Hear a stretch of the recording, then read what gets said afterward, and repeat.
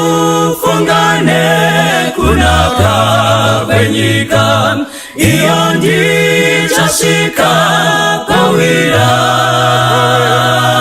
netiti ndichamira na muponesi ndichawa nenyere ziyere ndichawa nenyere ziyere chiremba mumane ruzuwa rawira nomukanda pone satowe kumusha ndichawa nenyere ziyere musimba natenzi ndoda kuna mata ndiwese muwani weweya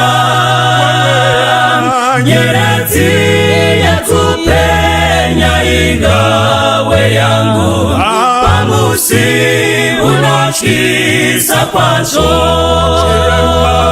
ndichawa nenyerezi yere chiremba mumane ruzuwa rawira nomukanda pone swatowe kumusha ndichawa nenyere ziyere ndichawa na ususu wa Jesu nomuparukuzo narini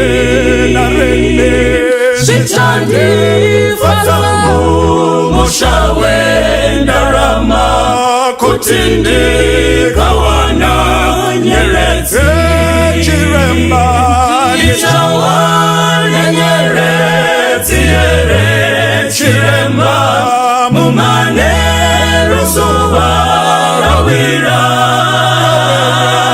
nomukanda pone swatowe kumusha ndichawa nenyerezi yere ndichafara kuona usu wa Jesu nomuparukuzo narini shichandi fatamu mushawe ndarama kutindika wana nyerezi chiremba ndichawa nenyerezi yere chiremba mumane ruzuwa rawira nomukanda pone swatowe kumusha ndichawa nenyerezi yere ndichawa nenyerezi yere chiremba mumane ruzuwa rawira nomukanda pone swatowe kumusha ndichawa nenyerezi yere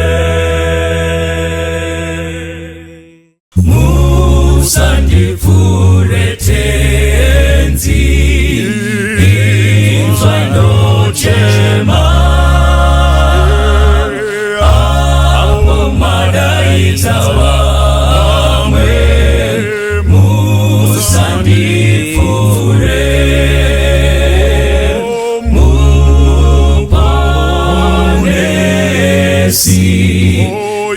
inzwano chema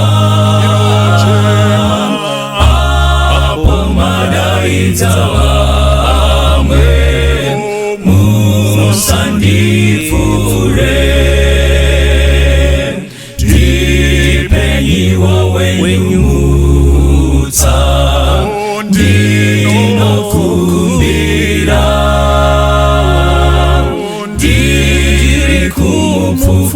kupfukamira nekudawira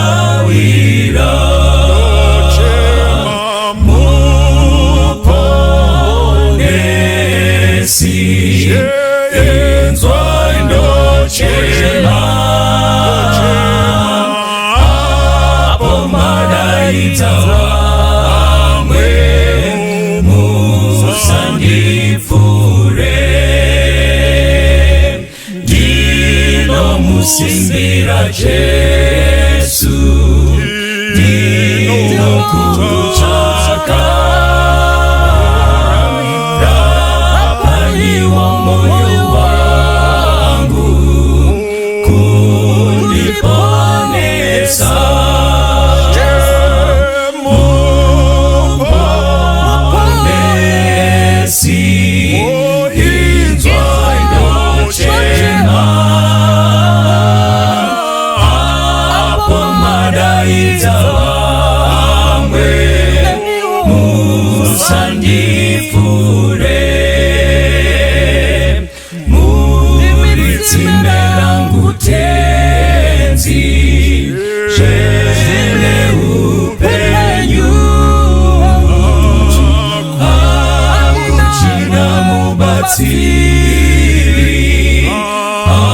Asimi Jesu Kochema muponesi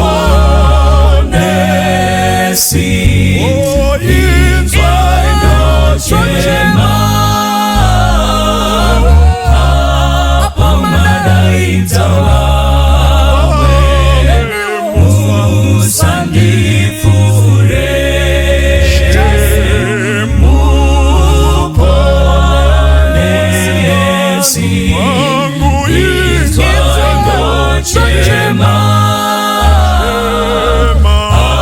Apomadaidza vamwe musandipfure. Apomadaidza vamwe musandipfure.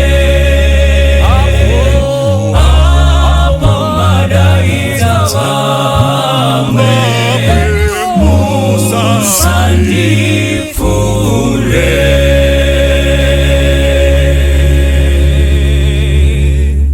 Zvakazarugwa 15 kubva pavhesi ya2 tichaverenga mavhesi anokwana kuita maviri. Zvinoreva kuti tinosvika pavhesi ya4 tigowana chidzidzo chedu ipapo. Tinokuchingamidzai vana vaMwari mukati mezvirongwa zvino zvekudzidzwa kweshoko raMwari. Tisati taverenga ngatimbowanai mukana wekunamata Ishe wokudenga tomutendai nemukana wamatipa wokuti tarise shoko renyu dzvene. Nokumbira kuti imi mweya mutsvene makanga muripo richinyorwa, musava muenzi Baba. Ivai pano munditungamirire, nditsanangure zvakanaka zvine chiremerera chenyu. Ngandidzikisirwe, imi musimudzirwe. NaJesu tanamata. Amen. Zvakazarugwa 15 vhesi ya2 kusvika pavhesi ya4. Shoko raMwari rinoti, ndikaona chakaita segungwa rinoonekera, rakavhenganiswa nomoto, naivo vakauya vakakunda chikara nemufananidzo wacho nechiverengo chezita racho. Vamire pamusoro pegungwa rinoonekera, vane rudimbwa rwaMwari. Vakanga vachiimba rwiyo rwaMozisi muranda waMwari nerwiyo rwegwayana vachiti, Ishe Mwari wamasimba ose, mabasa enyu akakura anoshamisa. Mambo wamarudzi, nzira dzenyu dzakarurama ndedzazvokwadi. Ndianiko angarega kutya nokukudza zita renyu, Ishe? Nokuti imi moga muri mutsvene. Nokuti marudzi ose achauya achinamata pamberi penyu, nokuti kururama kwenyu kwakaratidzwa. Mwarawedzere chikomborero pakuverengwa kweshoko rake. Toda kutarisa musoro weshoko unoti kutsungirira kwevatsvene. Mukacherechedza chitsauko 15 chataverenga chazvakazarugwa chinotiburitsira pachena zvichaitika pamazuva ekupedzisira, apo Mikaeri muchinda mukuru achasimuka achibva mukati meimba yekureverera vatsvene. Pati zvichaitika Jesu asati vadzoka zvine chekuita nekupatsanurwa kwevanhu vari kumira kurutivi rwaMwari vachimirako, vari kumira kurutivi rwomuvengi vachimirako. Saka toda kutarisa pfungwa inokosha inogara ichitaurwa even nazvakazarugwa, yekutsungirira kwevatsvene. Tichada kutarisa kuti vatsvene vanotsungirira pazvinhu zvipiko. Chii chinombonzi kutsungirira? Chii chinombonzi utsvene? Ndivananiko vari kutaurwa kuti vakanga vakamira vachiimba rwiyo rwaMozisi muranda waMwari? Mukacherechedza pfungwa inotaura pamusoro paMozisi inoburitsa pachena kuti vakaimba rwiyo rwemudzikinuri, nokuti Mozisi akavasunungura kuvabvisa mukati meutapwa munyika yeGipita, akavabvisa physically, vakabuda vakaenda kunyika yeKenani. But kunyange vakapinda muKenani havana kuzorora, havana kudya uchi nemukaka sezvavakanga vakavimbiswa. Why? Nokuti havana kuteerera. But then pfungwa yaMozisi inyaya deliverance yavakaitigwa naMwari kuburikidza neutungamiriri hwaMozisi. Kuuya kwaMozisi zvakare, rwiyo rwaMozisi runoburitsa pachena kuti inyaya yemutemo, because Mwari wakapa kuburikidza naMozisi Israeri ikapiwa mutemo. Shoko rinoti handei tinonamata, bvumidzai vana vaIsraeri vanondinamata mugwenga. Saka tiri kuona kuti rwiyo urwu rune chekuita nekudzikinurwa kwevana vaIsraeri kubva mukati meutapwa vachiinda kuKenani yepanyika. Asizve kuti vasvikeko vaifanira kuti vachengete mutemo waMwari, but vakanokundikana dakara vatambudzika vari munyika yeuchi nemukaka. But the Bible says havanongoimba rwiyo rwaMozisi chete, but vakaimba rwiyo rwegwayana. Pfungwa yegwayana iri kutaura pamusoro paJesu, iro riya gwai raMwari rinogeza zvivi zvenyika. Gwayana raMwari rakaonekwa naJohn, anoti behold the Lamb of God, inobvisa zvitema zvenyika. Saka rwiyo rwaJesu kana kuti rwiyo rwegwayana rinoriva rwiyo rwesacrifice, kuzvipira kwakaita Jesu kuti adzikinure vanhu kubva muchitema. This time he is a deliverer, not just physical Moses, but spiritual deliverance. But one day achazotibvisa pano physically tichiinda kunyika yakanotigadzirira. Saka ndo rwiyo rwakaonekwa ruchiimbwa nevarume.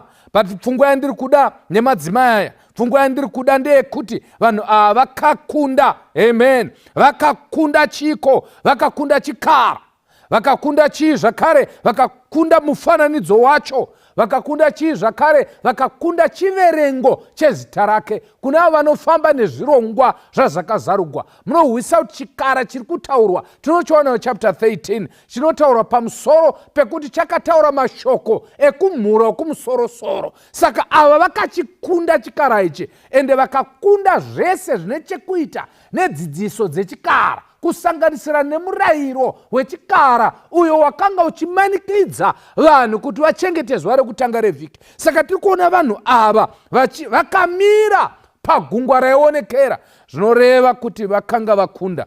But then shoko raMwari rinoti vanokunda vachaita sei? Vanokunda ndivo avo vachazopiwa upenyu husingaperi. Saka indai neni papfungwa inotevera, vakakunda seiko vanhu ava? This is where we want to go. Vakakunda seiko?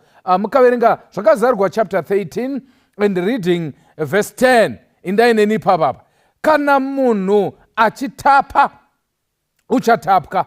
Kana munhu achiuraya nomunondo, unofanira kuurawa nomunondo. Ndipo pane kutsungirira nekutenda kwevatsvene.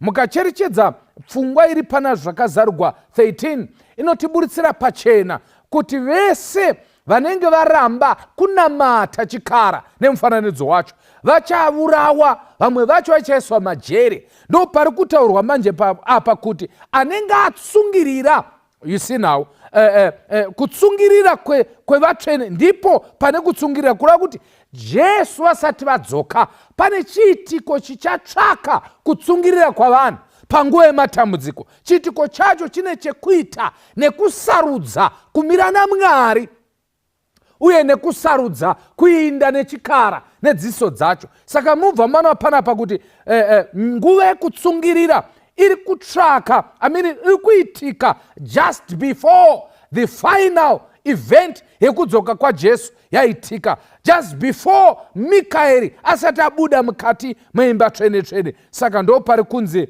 ndipo pane kutsungirira kwevatsvene ndo patinowana vara kana kuti mashoko ekutsungirira kwevatsvene ari kuwanikwa mumira naMwari panguva yekuedzwa nekutambudzwa nekuda kwechikara pamusoro pekuchengeta zuva rechinomwe nemitemo yese 10. Ndepapamwezve patinowana mashoko mamwe chete ekutsungirira kwevatsvene. Zvakazarurwa 14 vhesi 11 navhesi 12 pane mashoko mamwe chete iwawa. Manyaneni ipapo 14 vhesi 11 and verse 12. What does the Bible say? Utsi hwokutambudzika kwavo hunokwira nokusingaperi-peri. Havana zororo masikati neusiku. Ivo vanonamata chikara nemufananidzo wacho navanogamuchira chiratidzo chezita racho. Ndipo pane kutsungirira kwavatsvene vanochengeta murayiro yaMwari nekutenda kwaJesu. Muri kuona kuti apa kutsungirira kwavatsvene kuri kuuya after paparidzwa the 3 angels messages. Paparidziwa kuti ityai Mwari mumurumbidzei. Paparidziwa kuti budai mukati maro Bhabhironi raparara. Paparidzwa kuti kana munhu akanamata chikara naiyewo achamwa waini isina kudhailutwa yehasha dzaMwari. Saka tiri kuona panapa musure mekutambudzwa kwevatsvene nekuda kwechikara kuna chapter 13 tinoona vanhu vachinzi ndipo pane kutsungirira. And then after paevangelizwa pataugwa pamusoro peshoko rengirozi nhatu tinonza kuti vanhu vachatsungirira. Saka mubva maona kuti pari consistent, pane muraini unotevereka kuti vese vane kutsungirira mukati vanenge vatambudzwa pamazuva ekupedzisira hwamanda isati yarira. Saka nyaya yekutsungirira panapa haisi kureva vanhu vachinge vashayiwa shuga kana kuti vanhu vachishayiwa kukwira makombi vachishayiwa transport vongotsungirira kuti rega tingopinda murori tingosvika kumba. Nyaya yekutsungirira iri kutsvaka nyaya yekumira pachinamato, kumira naJehovha, kumira naMwari iye akasika denga nenyika, kunamata Mwari akasika zvinhu namazuva matanhatu. Saka mubva maona kuti after the preaching of the 3 angels messages tiri kuona vanhu vachinzi ipapo pane kutsungirira kwevatsvene. Nepape pamwezve patinonzwa nyaya yekutsungirira. Endai neni kuna Mateo chapter 10 and I'll read verse 22 tichiverenga verse 22 na verse 23. Kutsungirira kwevatsvene aya mashoko ari kutaurwa apo Jesu vachiyambira vanhu pamusoro pemazuva ekupedzisira. Muchavengwa navose nekuda kwezita rangu. Ndi Jesu ari kutaura nevadzidzi. Asi unotsungirira kusvika pakuguma uchaponeswa. Asi kana vachikutambudzai muguta rimwe, tizirai kune rimwe, nokuti zvirokwazvo ndinoti kwamuri hamungapedzi maguta avaIsraeri mwanakomana womunhu asati asvika. Haleluya! Muri kubva maona panapa Jesu achitaura iye mbune achiudza vadzidzi anoti muchavengwa nekuda kwezita rangu uye vanhu vachakunetsai vachikudzingai munzvimbo dzamunenge muri. Asi kana muchinge maatakwa pane imwe nzvimbo indei kune imwe. Shoko raMwari promisi yoti hamusi kuzoapedza maguta kusvika Jesu achinge vadzoka. Kureva kuti pane pfungwa yeprotection, pane pfungwa yekuzodzikinugwa naJesu. Nyaya yekusapedza maguta inyaya yekuti kudzikinugwa kuchakasika kusvika. Haisi yekuti maguta ari kuverengwa ubva apera. Kuchakasika kusvika musati maende kune rimwe guta hwamanda icharira. Kristu achaizokudzikinurai. Saka taona panapa pfungwa inotaura pamusoro pekutsungirira kwevatsvene panguva ipi? Panguva yekupedzisira apo Jesu vasati vadzoka. So pfungwa tinotibate panapa ndeyekuti chii chinombonzi kutsungirira chacho? Kutsungirira zvinoreveiko? Mukaritarisa vara iri nekurinanganidza, ivara rinobva pamavara maviri mubhuku kana kuti muzvinyorwa zveGreek izvo zvakanyora unganidzo yekuNew Testament. Rine mavara maviri anichatsanangura kuti anorevei. Vara rekutanga ratinowana pakutsungirira inonzi patience, right? Not long suffering. mashoko anogona kutsinaniswa, but vara riri papapa haisi long suffering. This is patience. Patience inoburitswa nemavara maviri, hupomone. Hupomone rinoreveiko? Rinoreva kuti remaining behind. Hallelujah. Zvoreva kuti pane vanenge vabuda vainda, iwo sara uripo. Rorevei zvakare stand my ground, kumira paground pandakamira, handidzupurike. Ndo iri kutaurwa panapa nahupomone. And inobva yataura showing endurance.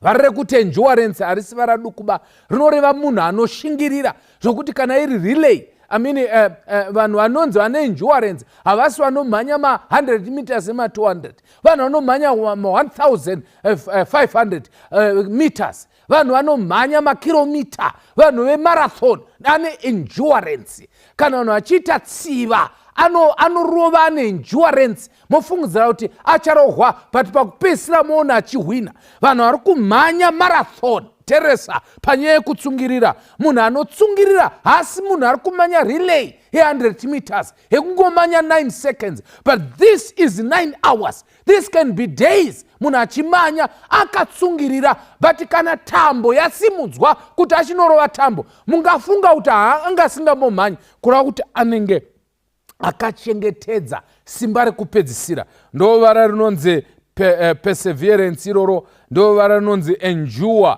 be up against. In other words, pane zvinhu zvikukukonesa but uri kuramba wakamira. You see now, kutsungirira hakusi kungogara wakangomirira, inonzi long suffering. Inonzi vana mai vachiudza vasikana kuti gomera urimo mukati memba. Inyaya active patience. Hey, not just long suffering, but inotaura pamusoro pekuti munhu ari kuramba akamira pana Mwari iye pachake achiparticipata. Zvinhu zvikuda kuvhiringana naye but anoramba akamira. So now kana maakunzwa kuti ndipo pane kutsungirira kuvatsvene, zvinoreva kuti pane zviri kugwa navo kuti vasatsungirire. Handei pavara rechipiri rataurwa, kuvari kunzi vatsvene ndivanani, because ivara rinogona kungoshandiswa pese pese. Vanhu vachiti kazuva isangani dzvene raMwari, vanhu voti amen. Vanhu vobva vangofungidza kuti tisu vatsvene. Vari kunzi vatsvene vacho ndivanani. And Bible rinotitsanangurira kuti ndivanani vatsvene. Because vanhu vangangofunga kuti nenga rekuti unoenda kuchechi wakapfeka hembe dzekuchechi uri mutsvene. Ende vanhu vachifungidza kuti nokuti unoimba kana kuti unoparidza uri mutsvene. Chii chinonzi munhu mutsvene? Zvakazarirwa 13 verse 7 ndo patiri kutambira tiri, because ndo pane nyaya iyi inoti kudiko, chikapiwa masimba kuti chirwe nevatsvene nekuvakunda, chikapiwa masimbawo pamusoro pamarudzi ose navanhu vose nendimi dzose nendudzi dzose. Maiona ka, ichi chikara chekutanga, kuna vanohwisa zvikara izvi zviviri zviri pano zvakazarirwa chapter 13. Chikara chekutanga chakabuda mugungwa, icho chaityisa, chine nyanga 10. Ende maona panapa kuti chakataura pamusoro penyanga, pakanga pane mashoko ekumhura kumusoro-soro. Icho chikara ichi chikashamisa vanhu, because umwe musoro wakanga une ronda rakanga richiita sekunge richachiuraya, but rakashamisa because rakapora. Vanoziva chirahwechi, munohwisa kuti chikara chiri kumiririra purpose iyo yakanga ichitarisirwa kuti iri kuzoparara, but ikamuka. 1798 tinoona achisungwa popo, achiswa mujere ende akanofirapo, but the system yakaramba ichirarama. Ende chinotaurwa kuti chakatambudza vatsvene. Mainzwa kapanapa, chakatambudza vatsvene. Chikavatambudza for how long? For 1260 days. Ende kana kuti 42 months. Mukadzitarisa muchaona kuti makore ari pakati pa 538 kusvika 1798. Ende mukacheka muhistory muchaona ndipo apo vanhu vakawanda vakapesekutwa, vamwe vachiurawa, vamwe vachiisiwa mukati meshumba, vachidliwa nemapere, vachibvarugwa chikonzero. Vakanga vamira pana Mwari vachiti hatidi zvinhu zvinopesana neshoko raMwari. Saka mubva maona kuti vari kunzi vatsvene vanhu vari kutambudzwa Jesu asati vadzoka. Teresa, ndopane nyaya. It's nothing to do with kungoenda kuchechi nekuimba nekunamata, but vanhu vachamira naJesu panguva yekutambudzika kwavo, hwamanda isati yareta padhuze nekudzoka kwaJesu, ndo vari kunzi vatsvene panapa. Ukaringa Daniel chapter 7 verse 21 na 22 inotsanangura futi kuti vatsvene ndivanani. Ndakatarira ndikaona runyanga urwu ruchirwa navatsvene nokuvakunda kusvikira akakwegura pamazuva ake achisvika.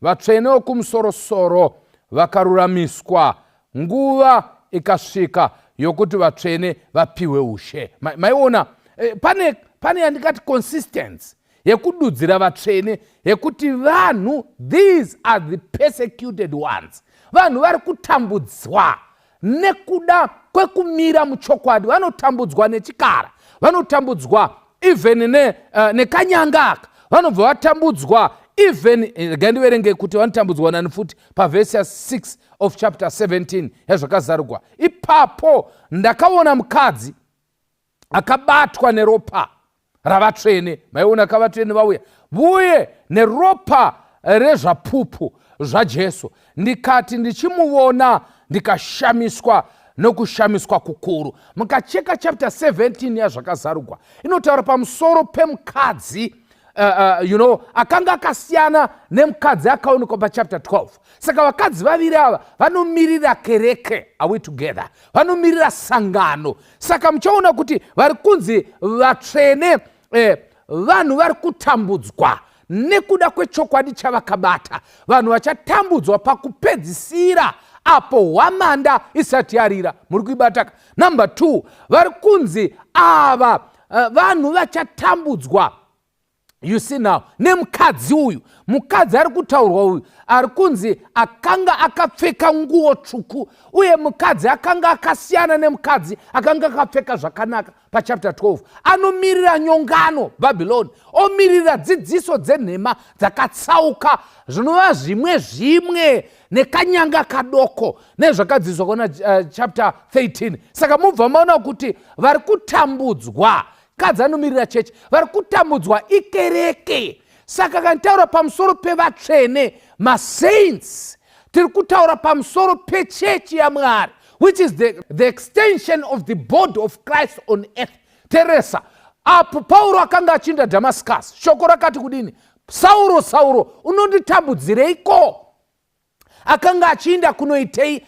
Aenda kunosunga vanhu vakanga vachinamata Jesu Kristu. Saka Jesu anotaura kwaari anoti, uri kunditambudza. Saka vari kunzi vatsvene, this is the church inochengeta murayiro waMwari ende ine kupupura kwaJesu, that keeps the commandments of God and have the testimony of Jesus. Saka ndo vachatambudzwa. Kana vakutambudzwa ava ndo vari kunzi kana vachinge vatsungirira shoko raMwari rinoti ivavo vachaponeswa.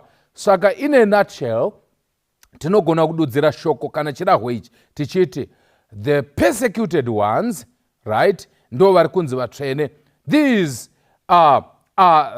vachazowanikwa, apo Jesu achauya kuzotora vanhu vake. Avachawanikwa vamwe vacho vari vapenyu. And you see the woman and the persecuted, zvatadzidza kuna zvakazarugwa chapter 12 nechapter 17, zvobudisa pachena kuti church ndiwo mutumbi waKristu pano panyika.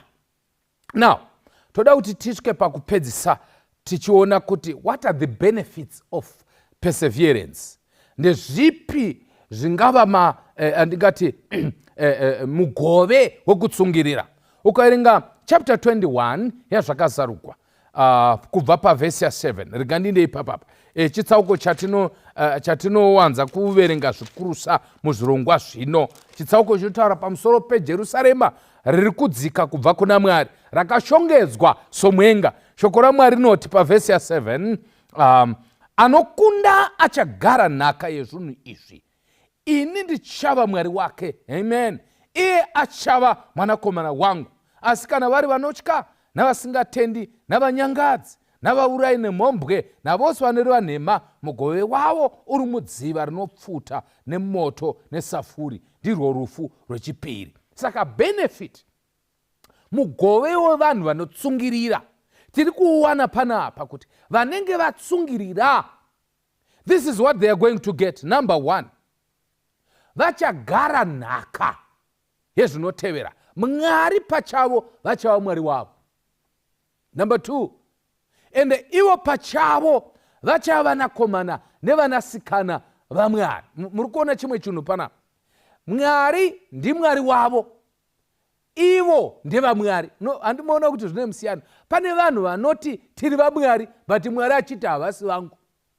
But pana pari kunzi ivo vanhu vangu ende iniwo futi ndiri Mwari wavo. Saka zviri kutaridza kuti panenge pane ukama huzere. Tichapiwa mugove wekuva vana nevadyi venhaka yeupenyu husingaperi because tinenge tatsungirira kusvika pakuguma. Regai nditi panguva ino vanhu vaMwari, kutoinda uku kwakuenda nhete, hobvu dzakukoriwa nemanda.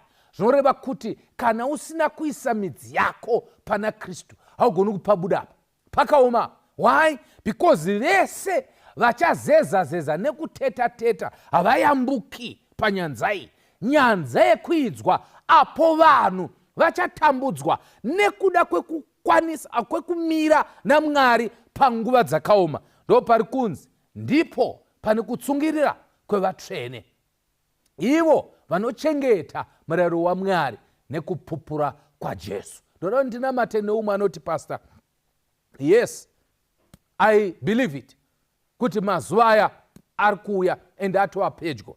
But kutsungirira hakuzoitwi panguva iyoyo. Kutsungirira kunoitwa izvino. Unodisa here kuti Mwari amire newe panguva dzakadai, kuti mazuva aya ava pedyo zvakadaro, achisvika kwauri semunhu waMwari unge wakamira naye. Ukaverenga kuna Luke chapter 18 mavhesi ekutanga masere anotitsanangurira mashoko anokosha anofanira kuitwa nevanhu ava kuti vatsungirire. Kwanza, we ought to pray always. Tinofanirwa kuramba tichinamata. Saka kana uchidisa kuzomira panguva iyi, unofanirwa kumira iye zvino. Jesu haasi kuzouya kechipiri asina mboya kekutanga mukati muupenyu hwako. Hazvibatsiri kumirira Jesu kuuya kwake kechipiri iye asina kumbouya. Anouya iye zvino mauri, otanga kuva Mwari wako, then kana uya kechipiri taakuitwa united tichienda mukati medenga kuzonogara naye zvachesa. Munamato wako here kuti Mwari ndibatsirewo ndimire pamuri. Kamwe kambo kanoti mira semusambangwena. Uyo unowa uchimuka mukaona karuva kanonzi musambangwena kari mugwizi, kanogara pamusoro pemvura. Kunyange zvikamira sei mukakatsika kanoita sekanyura, but pasina nguva kanodzoka koenda pamusoro pemvura. Tinofanirwa kumira semusambangwena. Kana zvakaoma, mira semusambangwena. Kunyange muchato wanetsa, mira semusambangwena. Kunyange washorwa nehama dzako, mira semusambangwena. Kunyange basa rikapera nekuda kwekuti uruchengeta sabata raMwari, mira semusambangwena. Kunyange mhuri yese ikati waakupenga, waasiyana nezvatakajaira, mira semusambangwena. Tikamira pana Mwari, vanotsungirira kusvika pakuguma vachaponeswa. Baba wokudenga tomutendai, tinoshuvirawo kutsungirira. Kutsungirira uku takuona kuti kune mubhadharo pakupedzisira. Pane zvinotisunda, pane zvinotidhonzera kurima, patinokumbira kuti titsire pamuri, tise midzi muna Jesu Kristu. Semuti uyo wakasimwa pahova dzemvura, unotumira midzi kumvura, kwanzi kunyange mhepo ikauya ingabvisa mashizha. Asi iwo ucharamba wakamira. Mashizha anogona kubva, mamwe mashizha kurasikirwa nemabasa, mashizha mamwe mashizha kurasikirwa neukama, mashizha. Patichamira pamuri, dakara hwamanda ichirira. Muzita raJesu tanamata. Amen. God bless you. Opfumaindi fambenemi sezvakaita Inoki, mubate ruoko rwangu nditaurirane nemi kana nzira yosha ikwa ndivume indifambe nemi andingambo fambindeka irudutuliri kuvuvuta mirauya kateiwa wawengiwa nondiyeta ese aya matambuzo tenzivuma indifambe nemi Kutimandi Mandipazororo Sepa Sisi No Wanando Ininuzo Famba Nekushinga Notakura Muchinjiko Nakarandi Onezioni Tenzivuma indifambe nemi Nakarandi Onezioni Tenzivuma indifambe nemi Nakarandi Onezioni Tenzivuma indifambe nemi Nakarandi Onezioni Tenzivuma indifambe nemi